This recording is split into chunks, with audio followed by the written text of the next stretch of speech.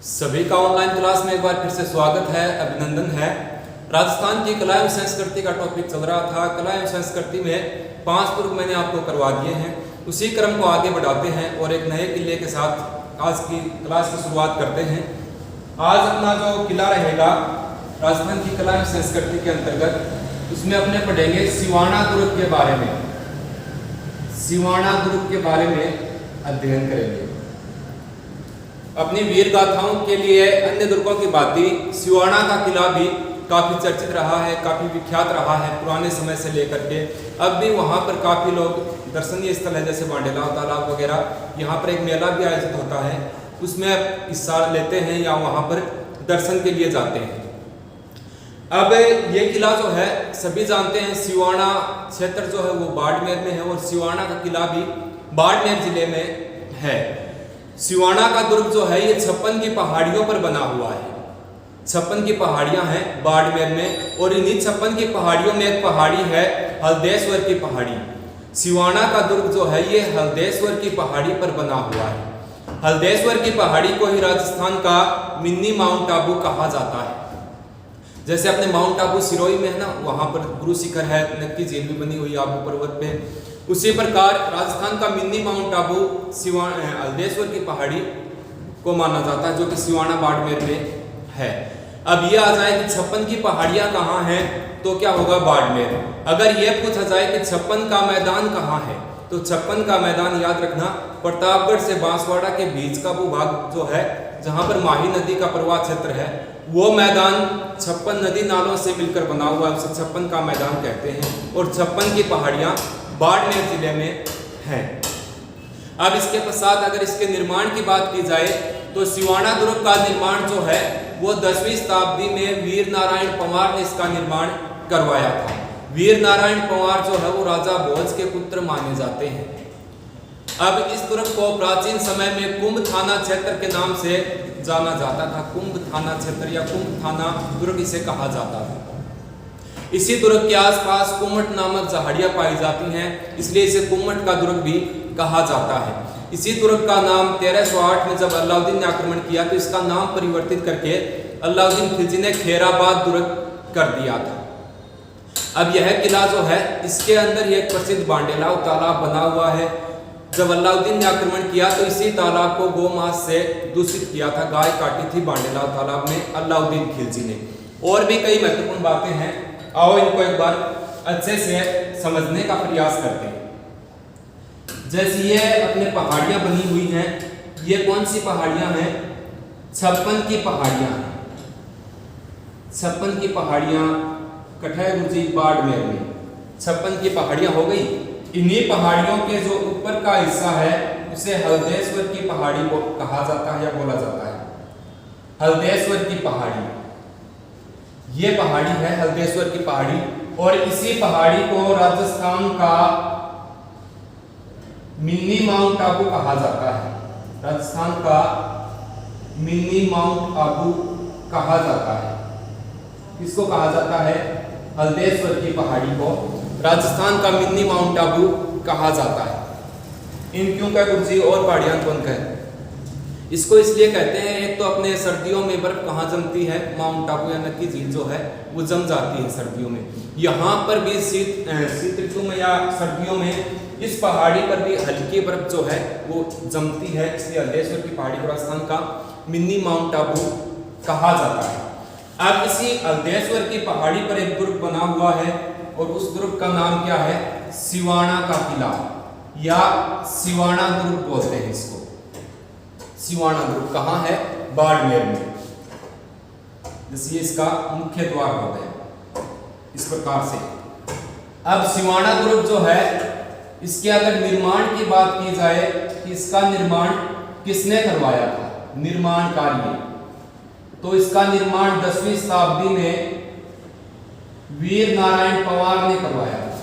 किसने करवाया था भाई? वीर नारायण पंवार। वीर नारायण पंवार ने इसका निर्माण करवाया था। एग्जाम में पूछा हुआ प्रश्न है कि सिवाना दुर्ग का निर्माण करता कौन था?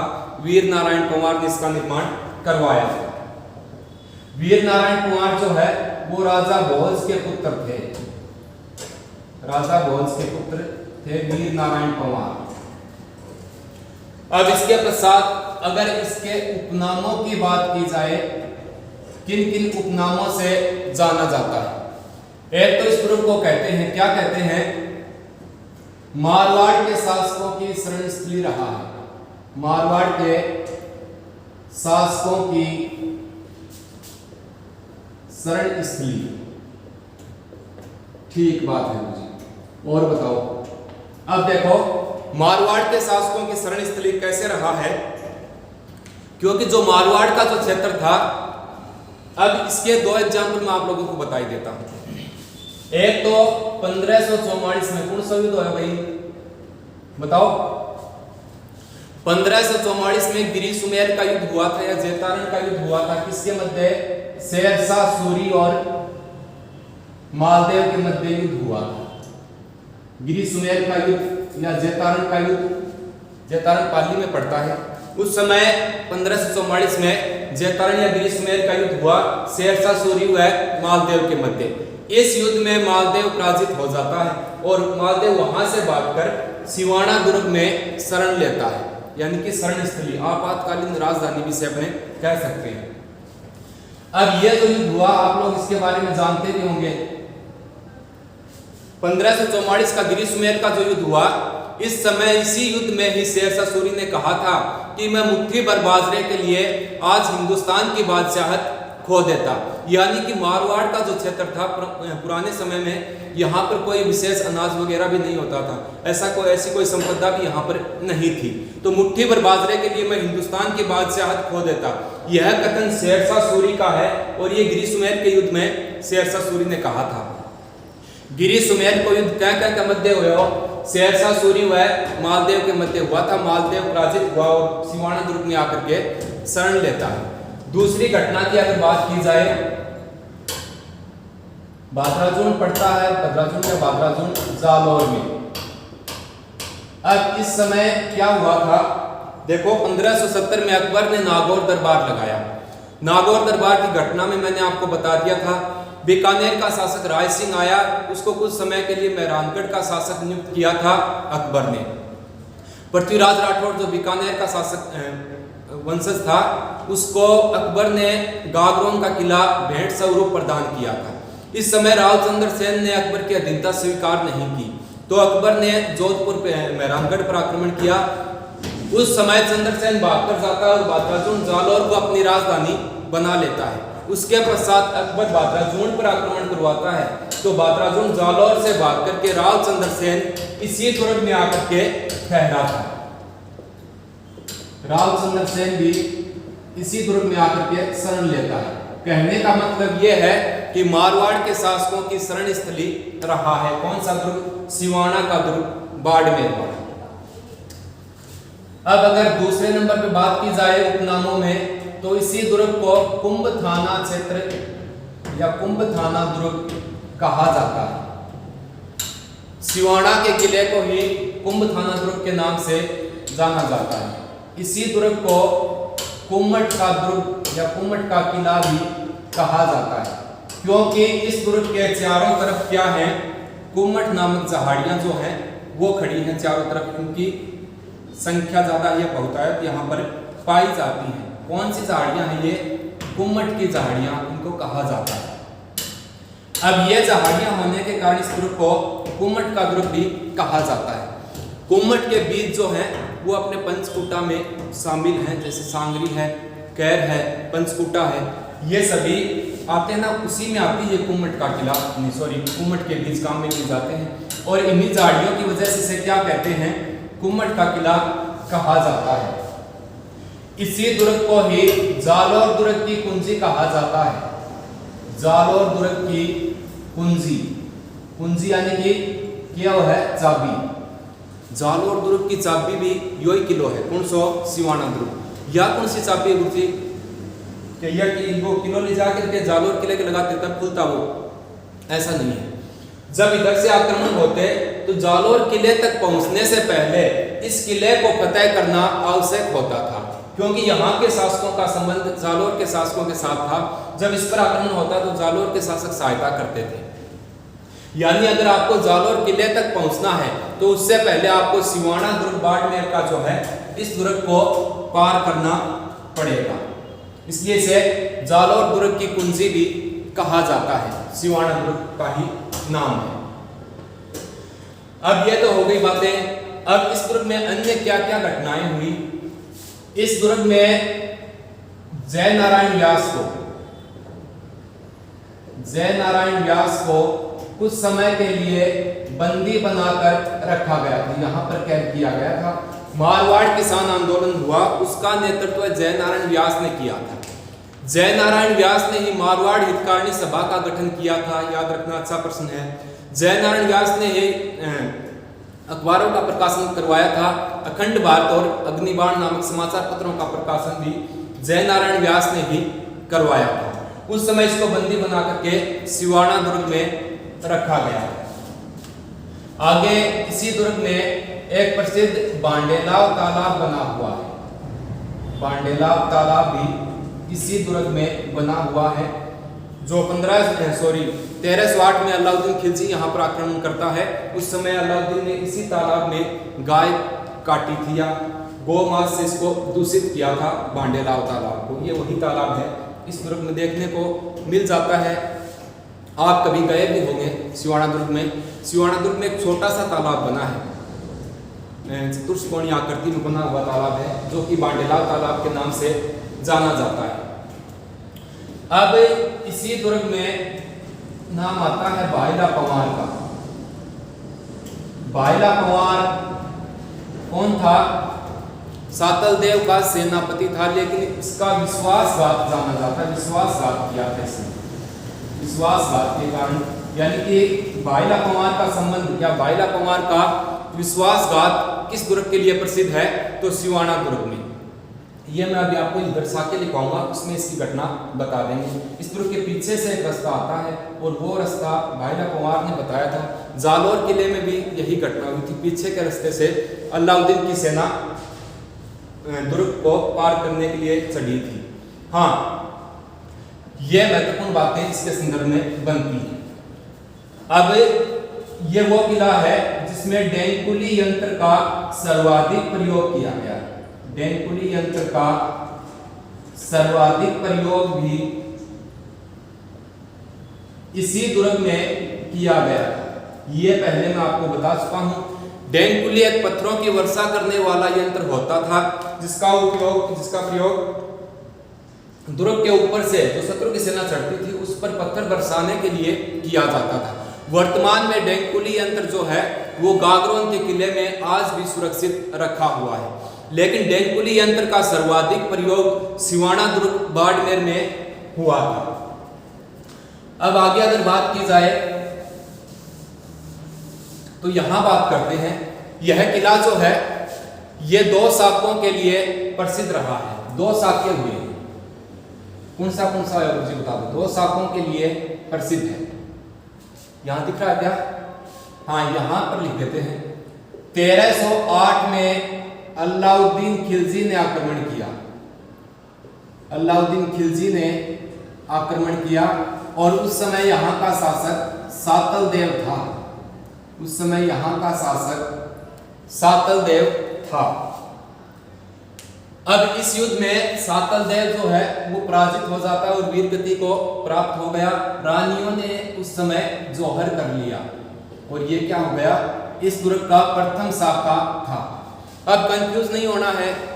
देखो, अलग अलग पुस्तकों में तिथियां जो है ना, दिनांक वगैरह, सन वगैरह, वो थोड़ी सी भिन्न आ जाती है। मैं आपको बता देता हूं कि 1308 में आक्रमण किया था अलाउद्दीन खिलजी ने यहाँ पर और इसी समय साका हो गया था। अब इसने पूर्णतः इस दुर्ग को जीता था 1310 में। तो कई पुस्तकों में आपको 1310 भी मिल जाएगा, लेकिन 1308 में यहाँ पर साका हो जाता है। इसी समय बाइला पंवार जो है इसने अलाउद्दीन खिलजी का साथ दिया और इस दुर्ग पर जो पीछे से ऊपर चढ़ने का रास्ता है वो अलाउद्दीन खिलजी को बताया था, इसलिए इसका विश्वासघात इसी दुर्ग के लिए जाना जाता है।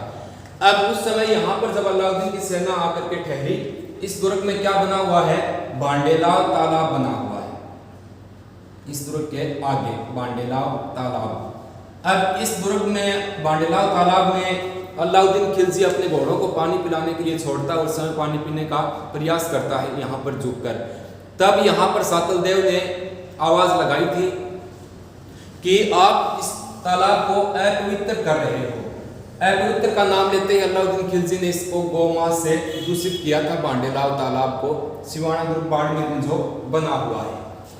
अब अलाउद्दीन खिलजी की एक पुस्तक है, उसमें इसने अलाउद्दीन खिलजी ने एक विशेष बात और बताई है। अलाउद्दीन खिलजी ने कहा है कि सातल देव सुमुर्ग पक्षी की, शुतुरमुर्ग नहीं, सुमुर्ग एक भयानक पक्षी होता है। प्राचीन ग्रंथों में सुमुर्ग को एक भयानक व खतरनाक पक्षी माना जाता है। तब अलाउद्दीन खिलजी ने यह कथन कहा था कि सातल देव सुमुर्ग यानी खतरनाक पक्षी की भांति घने जंगलों में सिवाना दुर्ग में घोंसला बनाकर बैठा है और उसके जो सेनापति या उसके सैनिक गिद्धों की भांति इसकी दीवार पर बैठे रहते हैं और इस दुर्ग तक पहुंचना बहुत कठिन है, क्योंकि 10वीं शताब्दी में बना, उसके बाद 1300 के आसपास यहाँ पर कोई सिवाना क्षेत्र नहीं बसा था, यह दुर्ग बना हुआ था, ये घने जंगलों के बीच, झाड़ियों के बीच बना हुआ था। इसलिए कहा था कि सातल देव सुमुर्ग पक्षी की भांति यहाँ पर घोंसला बनाकर बैठा है और उसके सैनिक इसकी दीवारों पर गिद्ध की भांति निगरानी रखते हैं। ये बात अलाउद्दीन खिलजी ने कही थी, सिवाना दुर्ग के बारे में कही गई बातें। अब इसके पश्चात एक साका होता है 1582 में। इस समय अकबर ने आक्रमण करवाया था, अकबर ने आक्रमण किया, ये मान लो, और अकबर का सेना का नेतृत्व कर रहा था मोटा राजा उदय सिंह। मोटा राजा उदय सिंह उस समय सेना का नेतृत्व कर रहा था। इस समय यहाँ का शासक जो था सिवाना का, वो कल्याण दास था। कल्याण दास यहाँ का शासक था। कल्याण दास वीर गति को प्राप्त हो जाता है और रानियों ने जोहर कर लिया। ये सिवाना दुर्ग में दूसरा साका हुआ था। तो ये दो घटनाएं महत्वपूर्ण हुई हैं साकों से संबंधित। पहला साका 1308 में अलाउद्दीन खिलजी ने आक्रमण किया, सातल देव जो है वो मारा गया और इस समय रानियों ने जोहर कर लिया। ये सिवाना दुर्ग का प्रथम साका था। अब एक बार पुनः इस दुर्ग को देख लेते हैं। देखो, सिवाना का दुर्ग कहाँ है? बाड़मेर में है। सभी जानते हैं सिवाना का किला बाड़मेर में बना हुआ है। सिवाना का दुर्ग जो है ये 56 की पहाड़ियों पर बना है और 56 की पहाड़ियों पर भी एक ऊंची पहाड़ी है, अलदेश्वर की पहाड़ी। अलदेश्वर की पहाड़ी पर सिवाना का दुर्ग बना हुआ है। अब सिवाना का किला जो है, अलदेश्वर की पहाड़ी को राजस्थान का मिनी माउंट आबू कहा जाता है। याद रखिए भाई, राजस्थान का मिनी माउंट आबू अलदेश्वर की पहाड़ी को कहा जाता है। सिवाना दुर्ग का निर्माण 10वीं शताब्दी में वीर नारायण पंवार ने करवाया था। वीर नारायण पंवार को भी राजा भोज का पुत्र माना जाता है। अब इसके पश्चात उपनामों की बात की जाए तो मारवाड़ के शासकों की शरण स्थली इसी को ही कहा जाता है। इसी में ही राव मालदेव ने 1544 के गिरी सुमेर युद्ध में हारकर शरण ली थी। बादराजुन पे आक्रमण होने के पश्चात राव चंद्रसेन भी इसी दुर्ग में आकर के छुपता है। अब इसको कुंभ थाना दुर्ग कहा जाता था प्रारंभ में। इसके आसपास कुम्मठ नामक जहाड़ियां होने के कारण इसे कुम्मठ का किला भी कहा जाता है। इसी दुर्ग को जालोर दुर्ग की कुंजी भी कहते हैं। इसी दुर्ग में जयनारायण व्यास को बंदी बना करके रखा गया था। इसी दुर्ग में बांडेलाव नामक प्रसिद्ध तालाब जो है वो बना हुआ है। इस दुर्ग का निर्माण ये तो मैंने आपको बता दिया था। अब आगे अगर बात की जाए तो बाइला पंवार का संबंध भी इसी दुर्ग से रहा है। इसमें विश्वासघात करके अलाउद्दीन खिलजी की सेना में मिल जाता है। पत्थरों की वर्षा करने वाला यंत्र जो है डेलपुरी, उसका सर्वाधिक प्रयोग भी सिवाना दुर्ग में ही हुआ है। यह दुर्ग दो साकों के लिए प्रसिद्ध है। पहला साका 1308 में हुआ। अलाउद्दीन खिलजी ने आक्रमण किया, सातल देव जो है वो मारा जाता और रानियों ने जोहर कर लिया। यह पहला साका था। और याद रखना, अलाउद्दीन खिलजी को इस दुर्ग पर पूर्ण विजय जो है वो 1310 में मिली थी। दूसरा साका 1582 में अकबर आक्रमण करवाता है, उसमें मोटा राजा उदय सिंह आक्रमण करता है और कल्याण दास जो है वो वीर गति को प्राप्त हो जाता है। एक इसके बारे में एक कथन आता है, वो कथन मैं यहाँ लिख देता हूँ, क्या पता पूछा जा सकता है परीक्षा में। इसके बारे में एक कहावत है, एक कथन है, वो क्या है मैं लिख देता हूं पहले। किलो अनखेणो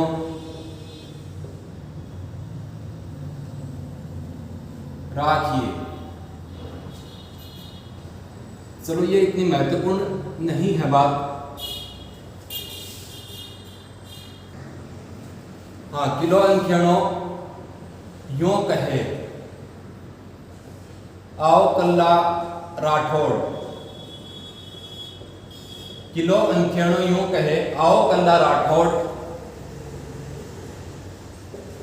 मोह सिर राखे। मोह सिर राखे, मोह सिर उतरे, सॉरी मोह सिर उतरे मेहनो, मोह सिर उतरे मेहनो, तो सिर राखे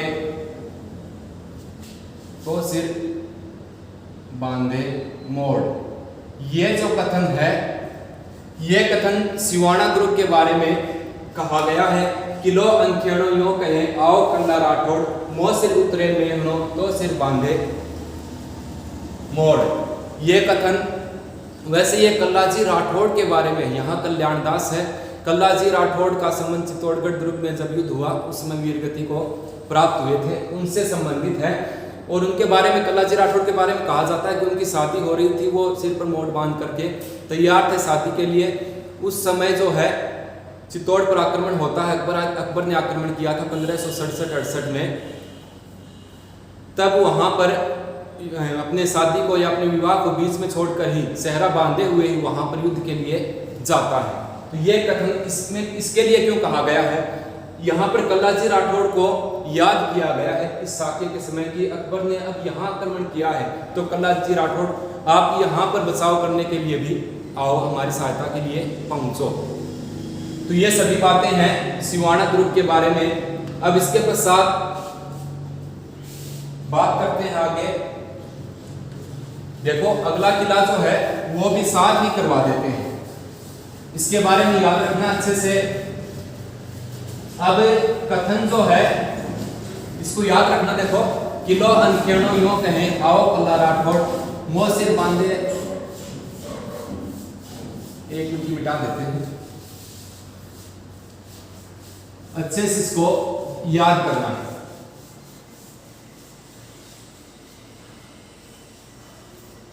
हाँ, अब आगे चलते हैं।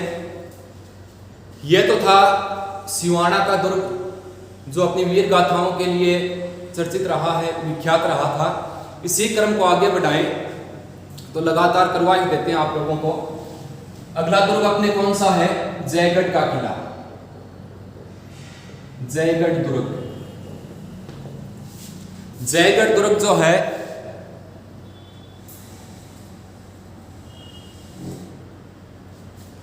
जयगढ़ दुर्ग सभी जानते हैं कहां पर है, जयपुर में है।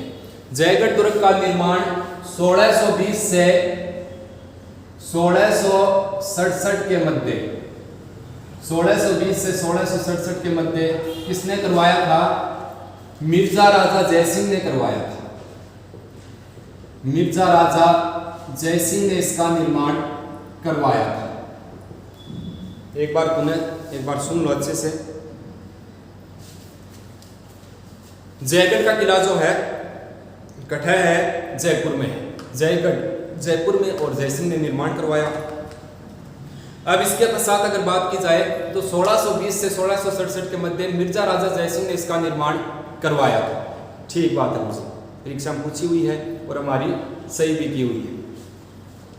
अब यह किला जो है इसका पूर्ण निर्माण सवाई जयसिंह ने करवाया था।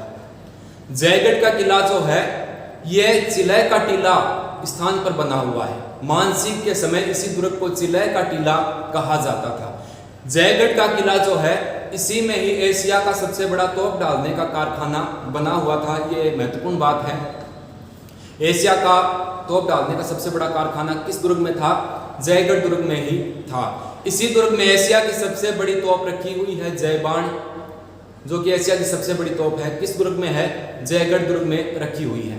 ऐसा माना जाता है कि इसमें जो गोले डलते थे वो 1 क्विंटल का एक गोला होता था, यानी 100 kg का एक गोला होता था।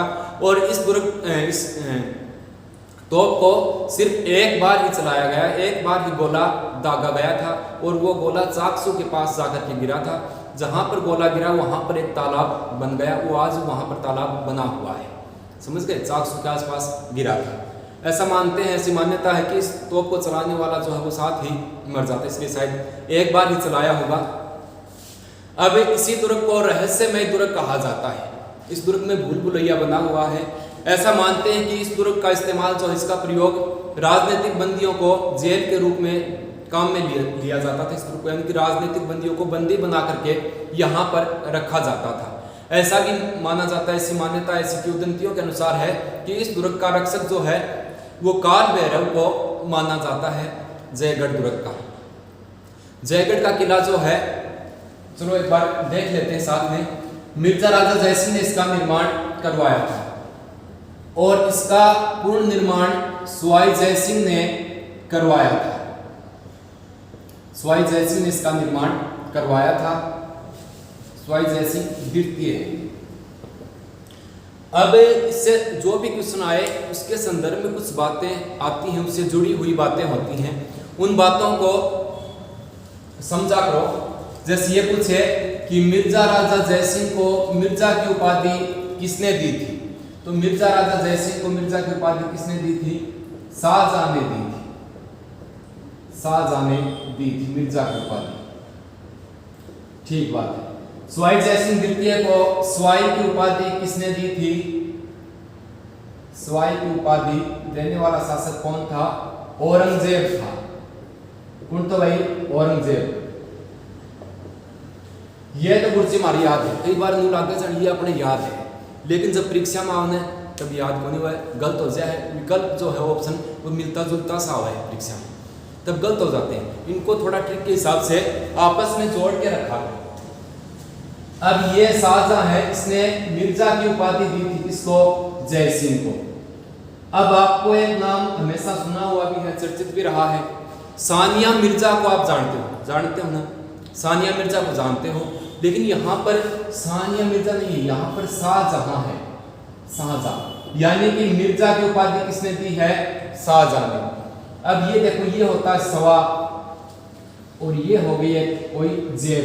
मैं थोड़ा ट्रिक के हिसाब से बता देता हूँ, ये आगे बच गई जेब और यहाँ पर सवा। अब ये मानो कि कोई 1 kg सामान है, वो अपनी जेब में आता है क्या? कोन्याव। आधो किलो आवा के जेब में कोन्याव। सवा यानी कि 250 ग्राम कोई सामान है, कोई लिमिट का सामान है, तो उसको अपने किस में डाल सकते हैं? जेब में भी आ सकता है। कौन सा? सवा वाला। तो सवाई की उपाधि देने वाला शासक कौन है? औरंगजेब। याद हो जाएगा, यानी कि सवाई की उपाधि तो दी थी औरंगजेब ने, और शाहजहां ने मिर्जा की उपाधि दी थी सवाई जयसिंह को। किसने दी थी? शाहजहां ने। एक बार पुनः देखो, मिर्जा राजा जयसिंह को मिर्जा की उपाधि शाहजहां ने दी थी रावलपिंडी बुला करके, वर्तमान में रावलपिंडी पाकिस्तान में। सवाई की उपाधि औरंगजेब ने दी थी, यानी कि सवाई जयसिंह को सवाई की उपाधि देने वाला शासक औरंगजेब है, इसने दी थी, समझ गए। एक बार एक छोटी सी घटना हुई थी कि सवाई जयसिंह बाल्यावस्था में था और औरंगजेब के दरबार में जाता है। औरंगजेब ने उस बालक के यानी सवाई जयसिंह के दोनों हाथ पकड़ लिए और पूछा, अब बोल तू क्या करेगा? तब सवाई जयसिंह ने कहा था कि हमारे हिंदुस्तान में एक रिवाज है कि जब कोई विवाह होता है तो वर जो है वो वधू का हाथ पकड़ता है और वचन देता है कि मैं जीवन भर आपके हाथों को नहीं छोड़ूंगा, आपका साथ नहीं छोड़ूंगा। उसी प्रकार आपने मेरे हाथ थामे हैं तो आप भी जीवन भर मेरे साथ रहोगे, मेरा साथ देना पड़ेगा। ये बात सुन करके औरंगजेब काफ़ी खुश भी हुआ था और सवाई जयसिंह से काफ़ी प्रभावित भी हुआ था। ये कथन सवाई जयसिंह का था बाल्यावस्था में। हाँ, आगे चलते हैं। यह दुर्ग जो है इसमें एशिया का सबसे बड़ा तोप डालने का कारखाना था। तोप डालने का कारखाना था, ठीक बात। एशिया का सबसे बड़ा तोप डालने का कारखाना कहां पर था? जयगढ़ दुर्ग में। इसी दुर्ग में एशिया की सबसे बड़ी तोप जय बाण रखी हुई है। सबसे बड़ी तोप जय बाण आज भी रखी है। एशिया की सबसे बड़ी तोप जय बाण कहाँ रखी हुई है? जयगढ़ का किला जो है वहां पर रखी हुई है।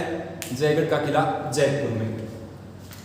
अब इस दुर्ग को मानसिंह के समय, वही मानसिंह है जो अकबर का सेनापति था, मानसिंह के समय इस दुर्ग को चिलह का टीला कहा जाता था।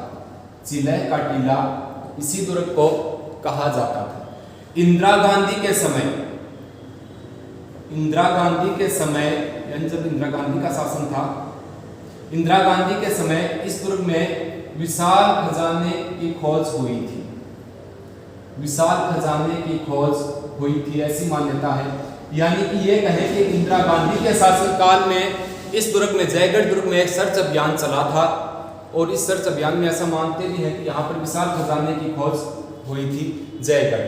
यह दुर्ग जो है यह कछवाहा शासकों का राजकोष हुआ करता था। कछवाहा शासकों का राजकोष यानी कि कछवाहा वंश के जो शासक हुए हैं वो अपना राजकोष इसी दुर्ग में रखते थे। हीरे जवाहरात जो उनकी मुद्राएं वगैरह होती थी वो इसी दुर्ग में रखते थे। इस दुर्ग को रहस्यमय दुर्ग कहा जाता है। रहस्यमय दुर्ग कहा जाता है। इस दुर्ग का प्रयोग राजनीतिक बंदियों की जेल के रूप में किया जाता था। इस दुर्ग का प्रयोग राजनीतिक बंदियों की जेल के रूप में किया जाता था। राजनीतिक बंदियों की अगर बात की जाए तो जो गागरोन का किला है उस किले के पीछे एक पहाड़ी बनी हुई है जिसे गिद्धकराई पहाड़ी कहा जाता है।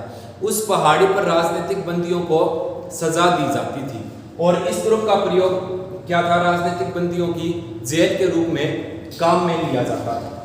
इसी दुर्ग का रक्षक काल भैरव को माना जाता है। काल भैरव को इस दुर्ग का रक्षक माना जाता है। इस दुर्ग में 2 महल बने हुए हैं, दीवाने आम और दीवाने खास। दीवाने आम और दीवाने खास नामक 2 महल भी इसी दुर्ग में बने हुए हैं। अब देखो, अगर ये पूछा जाए कि जयपुर को किसने बसाया था, तो 1727 में जयपुर को राजा जयसिंह ने ही बसाया था। और जयपुर को गुलाबी रंग से किसने रंगवाया था? राम सिंह ने। गुलाबी रंग से रंगवाने वाला राम सिंह था। तो इस दुर्ग के बारे में महत्वपूर्ण बातें जो हैं वो यही हैं जो अक्सर एग्जाम में पूछी जाती हैं। देखो, जयगढ़ का दुर्ग, इसका निर्माण 1620 से 1667 के मध्य मिर्जा राजा जयसिंह ने इसका निर्माण करवाया था। अब इसको पुनर्निर्माण या इसकी जो जीर्णोद्धार की बात करें, पूर्ण निर्माण सवाई जयसिंह ने करवाया था इस दुर्ग का। अब मिर्जा राजा जयसिंह को मिर्जा की उपाधि देने वाला शासक तो कौन है? शाहजहां, याद रखना। और सवाई जयसिंह को सवाई की उपाधि देने वाला शासक औरंगजेब है। एशिया का सबसे बड़ा तोप डालने का कारखाना भी जयगढ़ दुर्ग में बना हुआ है। एशिया की सबसे बड़ी तोप है जय बाण, वो इसी दुर्ग में रखी हुई है। इससे पहले भी मेहरानगढ़ में मैं आपको लिखवा चुका हूँ। किलकिला, गजनी खां, शंभू बाण, बिच्छू बाण, कड़क बिजली, धूण, दानी, नुसरत, ये सभी तोपें जो हैं ये मेहरानगढ़ दुर्ग में रखी हुई हैं। अब इस दुर्ग को मानसिंह के समय चिलह का टीला कहा जाता था। वैसे यह दुर्ग चिलह नाम के टीले पर बना हुआ है। इंदिरा गांधी के समय इस दुर्ग में विशाल खजाने की खोज हुई थी, या ये कहा जाए कि इंदिरा गांधी के समय यहाँ पर एक सर्च अभियान चला था इसी दुर्ग में। इस दुर्ग में कछवाहा शासकों का राजकोष हुआ करता था। अब इसी दुर्ग में, इस दुर्ग को रहस्यमय दुर्ग कहा जाता है। इस दुर्ग में राजनीतिक बंदियों को जेल दी जाती थी या उनको कैद में रखा जाता था। ऐसी भी मान्यता है कि इस दुर्ग में जो व्यक्ति एक बार चला गया वो जिंदा वापस लौटकर नहीं आता, उसकी डेड बॉडी ही आती है। इस दुर्ग का रक्षक काल भैरव को माना जाता है। इस दुर्ग में 2 महल बने हुए, दीवाने आम और दीवाने खास, 2 प्रमुख महल बने हुए हैं। तो ये इतिहास की क्लास में 2 प्रमुख दुर्गों का अध्ययन मैंने आप लोगों को करवा दिया है और पूर्ण विवरण करवाया है। एग्जाम में इनसे बाहर क्वेश्चन शायद ही कोई आए। कोई क्वेश्चन आ भी गया तो ऑप्शन यहाँ से मिल जाएंगे, आपका वो क्वेश्चन गलत नहीं होगा। तो कम से कम वीडियो को शेयर करना चाहो तो शेयर कर दिया करो, कोई दिक्कत नहीं है। कल की क्लास में किसी नेक्स्ट किले को लेकर के आएंगे और जल्द ही कला एवं संस्कृति का टॉपिक पूर्ण होने के दुर्गों का टॉपिक कंप्लीट होने के पश्चात कोई नया चैप्टर लेके आएंगे और उसको राजस्थान पुलिस के एग्जाम से पहले जितना हो सकेगा उतना करवाने का प्रयास करेंगे।